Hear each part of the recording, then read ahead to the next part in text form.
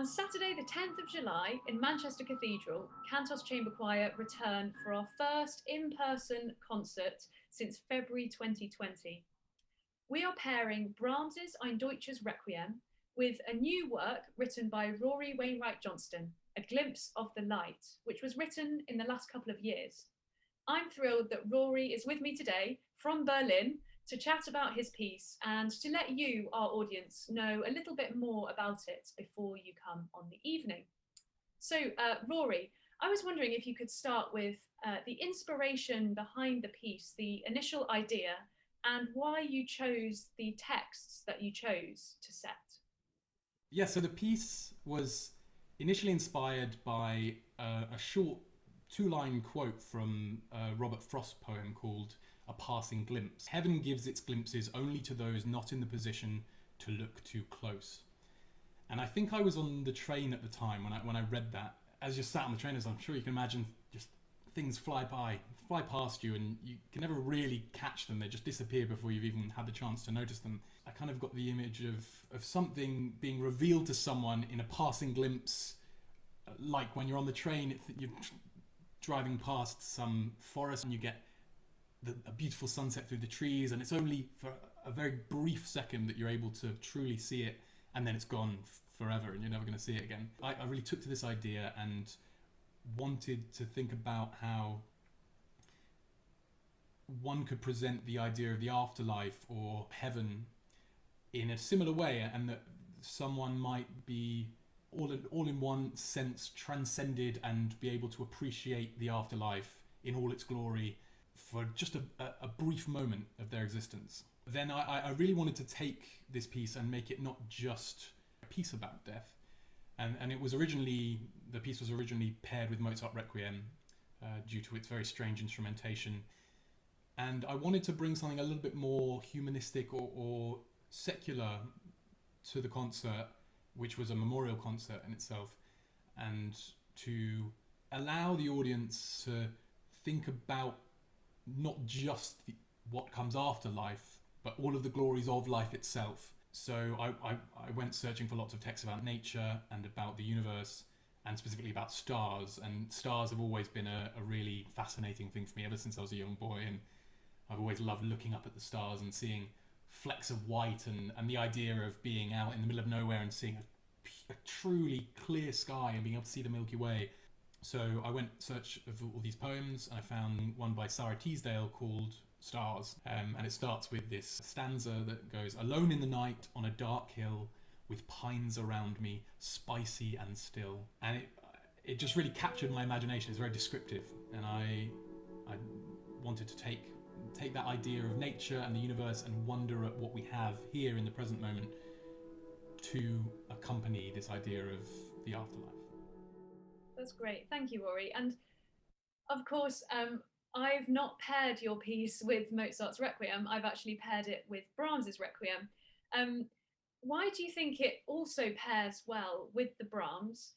And just maybe tell us a little bit about what you've done, because there's no orchestra for this concert. So kind of how we've worked around that in this situation. Well, obviously the Brahms Ein Deutsches Requiem is kind of known as the secular requiem. It speaks to similar themes. I think where the Brahms speaks a little bit more personally and about humans and humanity in that sense, I feel like my piece is almost a very good partner for it, because it's a bit more about where humanity is, like what we live in, which is nature. So the Brahms, obviously a very famous piece with a massive orchestra, and we're doing it in four-hand piano version this time, and I've done a rearrangement of the orchestral version of my piece for piano four hands, which was a blessing really, because the piece in orchestral form is very much about timbre and about the sounds of the instruments, and there's a kind of whole bit with loads of strings being randomly plucked, and it's really hard for one piano player to do all of that whilst also doing all the other things. So having another player there just enables me through their hands to be a bit more expressive and a bit more timbral and bring more colour to the score. And of course that will be the premiere performance of the double piano accompaniment version of your piece.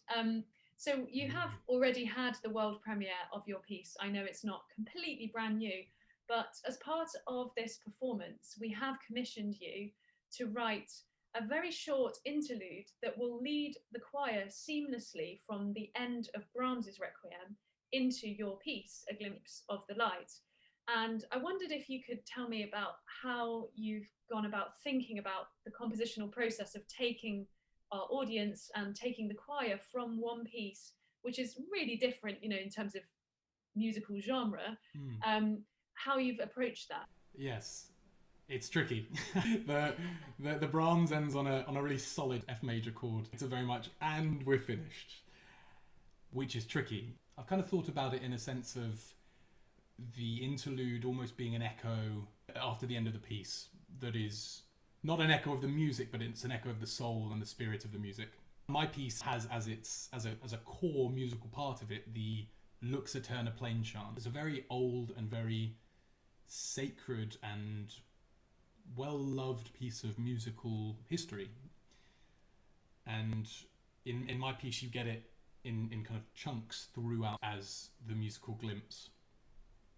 And I wanted to take that connecting idea and allow it to transform the end of the Brahms into my piece.